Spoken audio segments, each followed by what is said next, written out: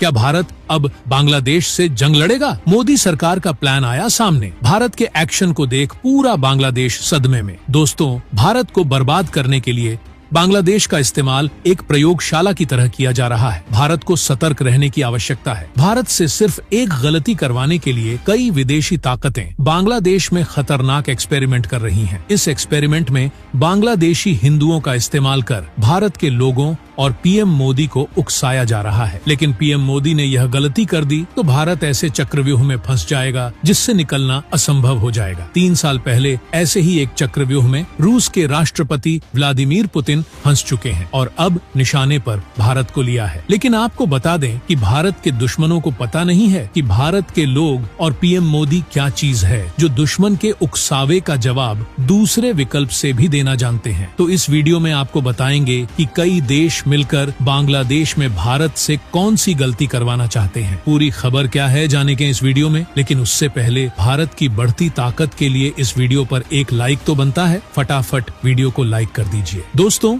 आज हम एक बेहद खतरनाक खेल के बारे में बात करेंगे जो भारत के खिलाफ रचा जा रहा है। कुछ विदेशी ताकतें पूरी कोशिश कर रही हैं कि भारत और बांग्लादेश के बीच तनाव इस कदर बढ़ जाए कि भारत को बांग्लादेश पर हमला करने के लिए मजबूर होना पड़े। ये शक्तियां भारत के हिंदुओं को बांग्लादेश के हिंदुओं के नाम पर भड़काने की साजिश रच रही है ताकि मोदी सरकार पर दबाव बढ़े और भारत कोई बड़ा कदम उठा ले। लेकिन सोचिए, अगर भारत ने गलती से भी ये कदम उठा लिया तो क्या होगा? दोस्तों, ये सिर्फ एक जंग नहीं होगी बल्कि एक ऐसा चेन रिएक्शन शुरू हो जाएगा जो पूरे दक्षिण एशिया को तबाह कर सकता है। भारत के दुश्मनों की यही चाल है कि हमें एक ऐसी बड़ी जंग में फंसा दिया जाए जिससे निकलना नामुमकिन हो जाए। ठीक वही खेल आज से कुछ साल पहले रूस के साथ खेला गया था। आपको याद होगा रूस और यूक्रेन के बीच की जंग कैसे शुरू हुई थी। साल 2019 में यूक्रेन के राष्ट्रपति पेट्रो पोरोशेंको को सत्ता से हटा दिया गया। क्यों? क्योंकि पोरोशेंको रूस के साथ अच्छे रिश्ते रखना चाहते थे। लेकिन ये बात अमेरिका और उसके डीप स्टेट को मंजूर नहीं थी। उन्हें हटाकर जेलेंस्की को सत्ता में बैठाया गया और फिर असली खेल शुरू हुआ। जेलेंस्की को लगातार नाटो की सदस्यता का लालच दिया गया। इसके बाद रूस को भड़काया गया और नतीजा ये हुआ कि रूस ने गुस्से में आकर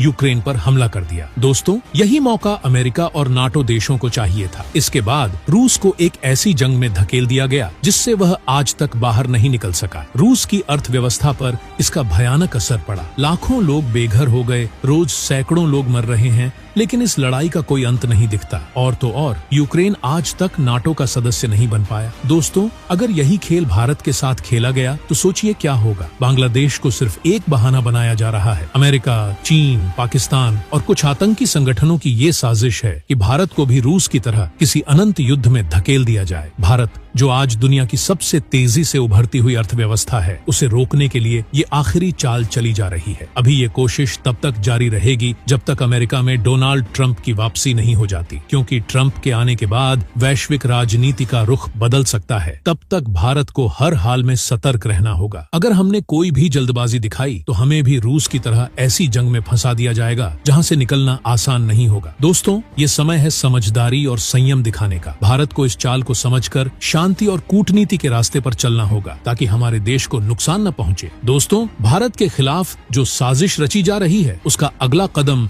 बांग्लादेश में उठाया गया है, ठीक वैसे ही जैसे रूस को फंसाया गया था। बांग्लादेश में प्रधानमंत्री शेख हसीना को कमजोर करने और सत्ता से हटाने की साजिश रची जा रही है। अब उनकी जगह पर मोहम्मद यूनुस को लाने की तैयारी की जा रही है। ये वही खेल है जिसे विदेशी ताकतें कई बार दोहरा चुकी हैं। बांग्लादेश में हिंदुओं पर हमले तेज हो रहे हैं। क्यों? क्योंकि इसका सीधा असर भारत के हिंदुओं की भावनाओं पर पड़ेगा। ये शक्तियां चाहती हैं कि भारतीय हिंदू गुस्से में आकर मोदी सरकार पर दबाव बनाए और भारत बांग्लादेश के खिलाफ कोई बड़ा कदम उठा ले। लेकिन दोस्तों, ये लोग शायद भूल गए हैं कि भारत के प्रधानमंत्री नरेंद्र मोदी इनसे 50 कदम आगे की सोचते हैं। पीएम मोदी जानते हैं कि अगर भारत ने जल्दबाजी में कोई कदम उठाया तो इसका फायदा हमारे दुश्मन उठा लेंगे। ये वो समय है जब संयम सबसे बड़ा हथियार है। भारत को भड़काने की हर कोशिश नाकाम हुई है और आगे भी होगी। मोदी के नेतृत्व में भारत ने हमेशा ऐसा कदम उठाया है जिससे देश का भविष्य सुरक्षित रहे। अब कुछ ही दिनों की बात है, जिस दिन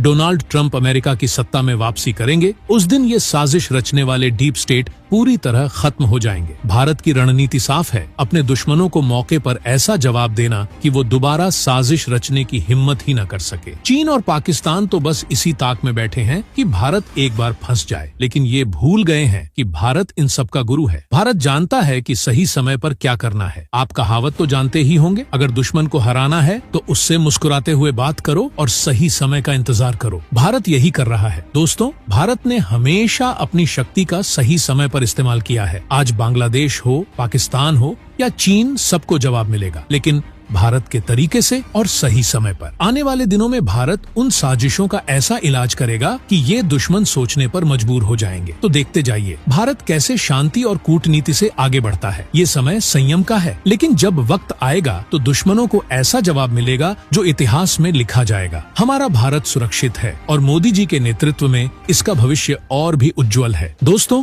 अब आपको भारत की उस उपलब्धि से रूबरू करवाते हैं जिसने पूरी दुनिया में भारत का डंका बजा दिया है। वो है भारत का डिफेंस सिस्टम। तो दोस्तों, भारत डिफेंस सेक्टर में तेजी से आगे बढ़ रहा है। उसका एक घातक हथियार ग्लोबल लेवल पर छाया हुआ है। इस हथियार का नाम Pinaka multi barrel rocket launcher system है। भारत ने डिफेंस सेक्टर में जो क्रांतिकारी कदम उठाए हैं, उसने दुनिया के सबसे ताकतवर देशों को चौंका कर रख दिया है। हाल ही में भारत ने अपना पिनाका सिस्टम आर्मेनिया को बेचकर अपनी ताकत का प्रदर्शन किया है और अब देखिए फ्रांस जैसे देश भी इस भारतीय हथियार को खरीदने में दिलचस्पी दिखा रहे हैं। अब सवाल यह उठता है कि आखिर ऐसा क्या है पिनाका में जिसने अमेरिका को सोचने पर मजबूर कर दिया। अमेरिका की मशहूर हथियार निर्माता कंपनी लॉकहीड मार्टिन का माथा ठनक चुका है। वजह यह है कि भारत का Pinaka rocket launcher system America के GMLRS सिस्टम को कड़ी टक्कर दे रहा है। दोनों के बीच तुलना की जाए तो फायरिंग रेंज के मामले में दोनों लगभग बराबर हैं, लेकिन असली फर्क कीमत और प्रदर्शन में है। भारत का पिनाका सिस्टम अमेरिका के GMLRS सिस्टम की तुलना में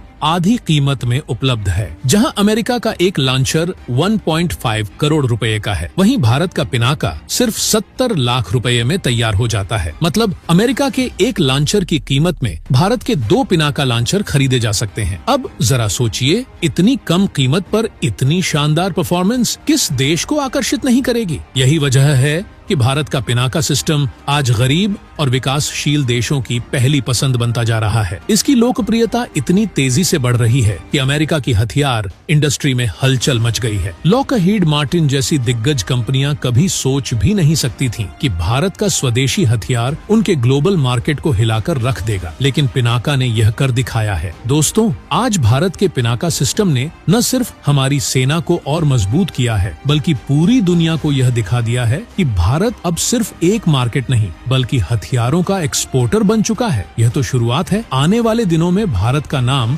डिफेंस मार्केट में और ऊंचा होगा। जो देश कभी भारत को कमजोर समझते थे, आज वो भारत के हथियारों की लाइन में खड़े हैं और यह है नए भारत की ताकत जो पूरी दुनिया को मजबूती से जवाब दे रहा है। दोस्तों, अब हम आपको भारत की हवाई ताकत की एक और बड़ी उपलब्धि से रूबरू कराते हैं। भारत ने ठान लिया है कि आने वाले समय में हम हथियारों का इंपोर्ट नहीं करेंगे, बल्कि खुद के बनाए हथियारों से आत्मनिर्भर बनेंगे। इतना ही नहीं, भारत अब दुनिया के दूसरे देशों को भी हथियार बेचकर मोटी रकम कमाने की दिशा में तेजी से आगे बढ़ रहा है। इसी क्रम में हाल ही में अदानी डिफेंस एंड एरोस्पेस ने भारतीय नौसेना को अपना दूसरा दृष्टि 10 स्टारलाइनर ड्रोन सौंप दिया है। यह एक ऐसा पावरफुल UAV यानी अनमैन्ड एरियल वाहन है जिसकी क्षमता के सामने दुनिया के किसी भी आधुनिक ड्रोन का टिकना मुश्किल है। इसकी ताकत इतनी जबरदस्त है कि चीन और पाकिस्तान जैसे देश हिल जाएंगे। आइए जानते हैं कि दृष्टि 10 स्टारलाइनर क्या है, इसकी खूबियां कितनी पावरफुल है। दृष्टि 10 स्टारलाइनर एक स्वदेशी मानव रहित हवाई वाहन है जिसे भारत की ही अदानी डिफेंस एंड एरोस्पेस ने तैयार किया है। यह एक एडवांस खुफिया निगरानी ड्रोन है जो भारतीय सेनाओं के लिए बेहद अहम साबित हो रहा है। ये ड्रोन एक बार उड़ान भरने के बाद लगातार 36 से 48 घंटे यानी लगभग 2 दिन 4 दिन तक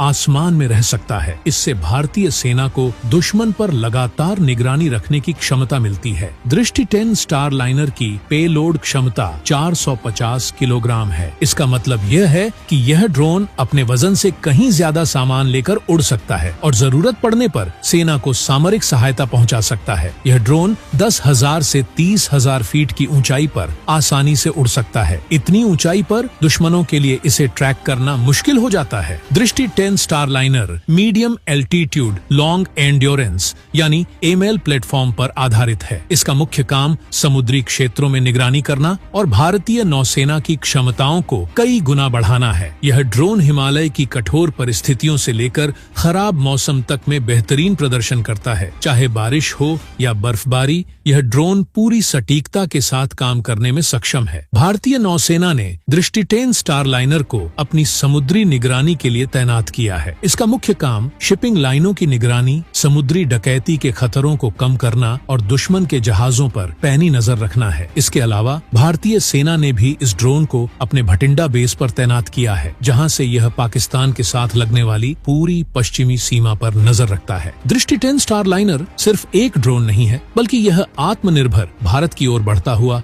मजबूत कदम है। यह साबित करता है कि भारत अब सिर्फ हथियारों का उपभोक्ता नहीं, बल्कि हथियारों का निर्माता और निर्यातक बन रहा है। दोस्तों, इस तरह के स्वदेशी हथियार न सिर्फ हमारी सेना की ताकत को बढ़ाते हैं, बल्कि दुश्मन देशों को एक स्पष्ट संदेश भी देते हैं। अब भारत अपनी रक्षा जरूरतों के लिए किसी पर निर्भर नहीं रहेगा। भारत की इस उपलब्धि पर हर भारतीय को गर्व होना चाहिए। यह हमारी तकनीकी क्षमता और आत्मनिर्भरता का जीता जागता प्रमाण है। तो दोस्तों, क्या भारत को बांग्लादेश के खिलाफ जंग का ऐलान कर देना चाहिए या सोच समझकर कदम बढ़ाना चाहिए, ताकि देश पर कोई भारी संकट न खड़ा हो सके? दोस्तों, इस पर अपनी राय जरूर बताएं। तो दोस्तों, जय हिंद, जय भारत।